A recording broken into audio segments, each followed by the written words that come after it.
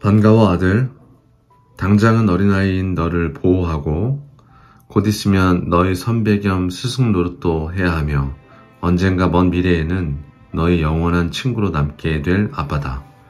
이 글은 너도 언젠가 하나의 아빠가 될 수 있다는 가정하에 작성하는 글이다. 그럼 시작해보자. 먼저 아빠의 개념을 정의하기 위해 기초를 세울 마음으로 단어의 사전적 정의를 알아보자. 아빠라는 단어는 국어사전에 다음과 같이 정의되어 있다. 격식을 갖추지 않아도 되는 상황에서 아버지를 이르거나 부르는 말. 여기서 아버지라는 단어의 사전적 정의는 다음과 같다. 아버지, 자기를 낳아준 남자를 이르거나 부르는 말. 자녀를 둔 남자를 자식에 대한 관계로 이르거나 부르는 말. 이제부터는 아빠가 정의한 아빠라는 단어의 의미를 살펴보자. 참고로 이 정의는 아빠가 불옥 또는 부동심의 나이를 지나 지천명의 나이로 가는 중간 지점에서 내리는 정의다.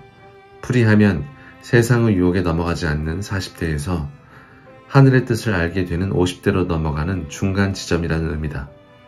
물론 나이를 먹었다고 모두 불옥과 지천명에 닿는 것은 아니다.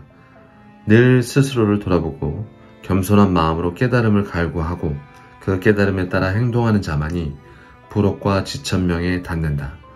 각설하고 지천명이란 고지를 향해 나라는 군대를 이끌고 진군하는 상황에서 아빠는 아빠의 개념을 이렇게 정의했다. 무조건적으로 가정과 자식을 위한 현명하고 강한 전사여야만 하는 사람. 갑자기 군대니 전사니 하면서 글의 전운을 감돌게 하는 이유는 아빠가 고작 3년 정도 장교 생활 좀 했다고 군인 출신이라는 티를 내고 싶어서가 아니다. 오히려 군인이었던 그 시절보다 군대를 전역한 후에 겪었던 사회생활이 더욱 실제 전투나 전쟁에서의 잔인함과 비루함에 가까웠음을 말하기 위해서다. 군 복무 시절에는 그래도 적의 개념이 명확했다.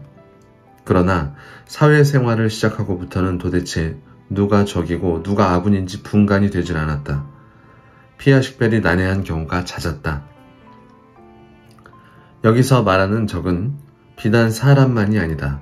때로는 특정한 사건이었으며 때로는 특정할 수 없는 상황이기도 했다. 아빠의 사회생활에 어떤 일이 있었는지 잠시 아빠의 인생의 몇몇 장면을 돌려보자. 속세 사람들은 직업에는 귀천이 없다고 말한다. 귀천은 귀하거나 천한 것이다. 즉 이 말에는 어떤 직업도 귀하거나 천하다 할 수 없으니 하고 싶은 일을 하라는 뜻이 담겨 있다. 하지만 안타깝게도 자본주의 시대를 살아야 하는 속세 사람들에게는 직업의 귀천이 너무나도 명확하다. 사회적 가치는 있으나 돈벌이가 되지 않으면 사람들은 그 직업을 천한 것이라고 평가한다. 대놓고 말은 못하지만 뒷담화를 통해 그것의 천함을 공공연한 사실로 만든다. 실제로도 아무리 가치 있는 직업이라도 돈벌이가 되지 않으면 그 직업은 자본주의 시대에서만큼은 그냥 고행의 아이템이다. 상황이 이러함에도 불구하고 직업에 귀천이 없다는 말을 믿는 사람들이 있다. 아빠 같은 사람들이다. 아빠는 전역 후에 작가의 꿈을 품고 연극판에 들어섰다. 그 판에 있었던 대부분의 연극인들은 자신들이 가치 있는 일, 보람된 일을 한다는 자부심에 빠져 있었다. 아빠가 보기에는 강력한 자아도취가 그들의 영혼을 묶어두고 있었던 것 같다. 지금 와 돌이켜보면 그 일이 너무 재미있어서 한다는 사람은 몇 되지 않았었고 결국엔 재미있게 했던 사람들만이 여전히 연극인으로서 당당하게 그 자리에 서 있는 것 같다. 아빠는 어땠을까? 아빠의 눈에는 연극이 재미있지 않았다. 정확히 말하면 연극 자체는 재미있었지만 그것을 하기 위한 궁핍함은 전혀 재미있지 않았다. 아빠의 눈에 비친 연극인들의 궁핍한 생활은 연극인 모두가 개선해야만 하는 과제였다.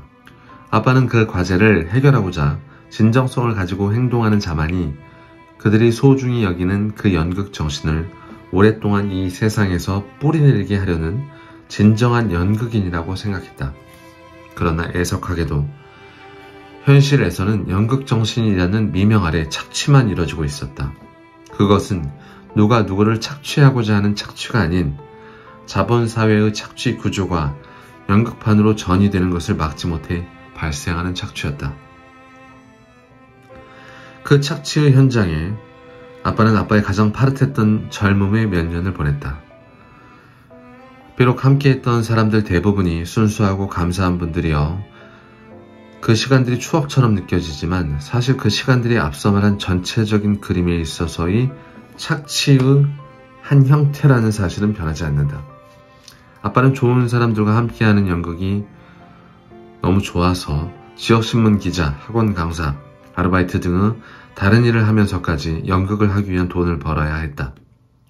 그 과정에서 갑질을 하는 수많은 갑들을 만났다. 일정한 거처 없이 지하극단, 신문사 사무실 한켠 등에서 생활을 이어가던 아빠에게 그런 개미들의 갑질은 더욱 큰 수모로 느껴졌다. 아마도 그 시절부터였던 것 같다. 이 사회에 누가 적이고 누가 아군인지 도무지 분간할 수가 없었다. 군대에서는 전방만 사주 경계하면 되었거늘 사회에 나오니 사방이 적이었다. 적진 한가운데 들어온 것처럼 말이다. 정신 차리지 않으면 일순간에 내가 가진 모든 것을 털어가는 곳, 그곳은 바로 어른들이 만들어 놓은 사회였다. 그나마 아빠는 비록 지방대학일지언정 4년제를 졸업했었고 당시만 해도 아직 대접의 끈이 끊기지 않았던 장교 출신이라는 타이틀이 있었음에도 사회에서 조리돌림 당했다. 만일 아빠보다 못한 처지에 있는 사람들이라면 그들이 개척해야 할 세상은 너무도 각박한 것임이 분명했다. 반대로 아빠가 친구들처럼 큰 기업에 취업해 기업의 등에 엎여 있었다면 개미 갑질러들 따위는 아예 만날 기회도 없었을 것이고. 연극 생활은 그나마라도 피아가 명확했다. 비록 차가운 지하극단에서 생활하며 구한 와사가 오고 배고픈 시절이 짧지 않게 이어졌지만 함께했던 선후배님들이 물심양면으로 챙겨주셨기에 삶에서 인간적 카타르시스라는 걸 느낄 수 있었던 유일한 시간이었다. 하지만 부모님의 병중으로 연극을 접고 서울로 올라온 다음에 이어졌던 사회생활은 말 그대로 적과의 동침이었다. 정말이지 아빠가 몸담았던 거의 모든 조직에 갑질하는 사람들이 있었다.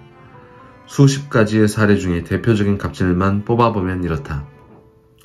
이 사례들은 사회생활 초반부터 이 글을 쓰고 있는 현재까지의 이야기다.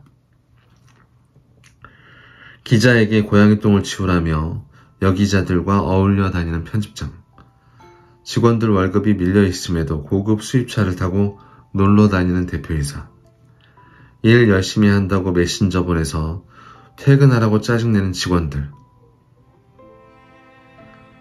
같이 술 안 마셔주면 사람 취급 안 하겠다고 으름장을 뒀던 상사들, 여직원을 성추행하고 XX들은 XX라서 어쩔 수가 없다며 입에 담기에도 토 나오는 말을 짓거리던 임원, 네가 고생하는 모습이 보기 좋다며 야근을 계속했으면 좋겠다던 임원, 하청 직원에게 쌍욕을 퍼붓고 노예 다루듯 다루던 고객, 자기가 갈굴 것이니 갈굼받을 마음의 준비를 하라고 통보하던 고객.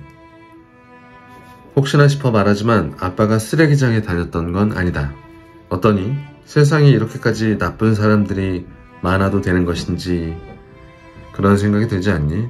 도대체 이 세상에는 아주 조금의 여력만 생겨도 갑질하려는 사람들로 도배가 된 것 아닌가라는 생각이 들지 않니? 당시 아빠는 이자들에게 내 언젠가 반드시 죗값을 치르게 하리라 뭐 대충 이런 생각으로 하루하루를 버텼던 것 같다. 만일에 법이 없었다면 말이다. 아빠와 가까운 지인들은 다 알고 있지만 아빠라는 사람은 실제로 저들을 면상을 짓이겨 놨을 것이다. 원상 회복이 불가능할 정도로. 법이 이래서 여러 생명을 살리는 거란다. 여기까지 아빠 인생의 몇몇 장면만 살펴봐도 삶이 만만한 것이 아님을 단번에 느낄 수 있을 거다. 이런 상황 속에서 아빠는 가정에서의 불화를 겪고 사랑하는 어머님이 오랫동안 치매를 앓으시다가 돌아가시는 걸 봐야만 했단다. 우리 엄마가 치매 노모인지 알 수 없었던 주변의 사람들이 우리 엄마에게 보냈던 손가락질은 또 얼마나 가슴 아팠던지 모른다. 아무튼 그렇다면 가늠해보자. 비록 너가 성인이 된 그 시기에는 분명 아빠가 살았던 이 시기보다는 나아지겠지만 인간의 이기심은 변하지 않을 것이기에 장밋빛 예측만 하지 말고 가늠해보자. 이런 인간 세상에서 아빠가 된다는 것은 도대체 어떤 수준의 각오를 필요로 하는 것일까? 아빠라는 사람은 자식의 아버지이자 아내의 남편이기도 한 가장이다. 스스로 나약하면 내 가족이 이 사회의 놀이개가 되고 놀림감이 되며 심할 경우 좋은 글씨를 찍어댈 대상이 되는 것이다. 대중은 어떤 사실이 확인되기도 전에 아 이거다 싶으면 피라니아처럼 득달같이 달려들어서 타인의 모든 것을 찢어먹는다. 가장이 나약하면 이 피라니아에게 제 몸뚱이를 던져주고 아내와 자식들의 몸뚱이까지 내줄 수밖에 없다. 그럼 마지막으로 앞서 아빠가 기록한 아빠에 대한 정의를 읊는 것으로 이 글을 마무리한다. 너의 아빠 강승환 씨가 아빠 사전에 기록한 아빠에 대한 정의는 다음과 같다. 무조건적으로 가정과 자식을 위한 현명하고 강한 전사여야만 하는 사람. 안녕.